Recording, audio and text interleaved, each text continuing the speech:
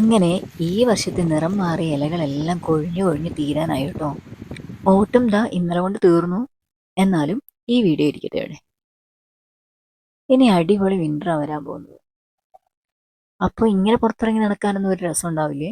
തീരെ വെട്ടവും വെളിച്ചവും ഒന്നും ഉണ്ടാവില്ല. ഇനി ഒരു 2-3 മാസം ഒരു മടുപ്പിൻ്റെയും ചെറിയ ചെറിയ ഡിപ്രഷൻ്റെയും ഒക്കെ സമയമായിരിക്കും. അപ്പോൾ അതിനൊക്കെ മുന്നേ ഒന്ന് പുറത്തിറങ്ങി റിലാക്സ് ചെയ്ത് മൈൻഡിനെയൊക്കെ ഒന്ന് ഓക്കെ ആക്കി വെക്കാമെന്ന് വിചാരിച്ച് പുറത്തേക്ക് ഇറങ്ങിയതാണ്. ഞങ്ങൾ മുന്നേ താമസിച്ചിരുന്നിടത്തെ ഇതുപോലെ മഞ്ഞ ഇലകൾ മാത്രമല്ല, നിറച്ചും റെഡ് ഇലകളും കൂടെ കാണുമായിരുന്നേ. അപ്പം നല്ല രസമായിരുന്നു. ഇവിടെ ഞാൻ കുറേ നടന്നു നോക്കി, എവിടെയില്ല ഒരു റെഡ് ഇലയുള്ള ഒരു മരം പോലും ഇല്ല. എനിക്കെന്തായാലും ഭയങ്കര ഇഷ്ടമാണ് ഈ ഒരു സമയത്ത് ഇങ്ങനെ പുറത്തിറങ്ങി നടക്കാൻ വേണ്ടിയിട്ട്.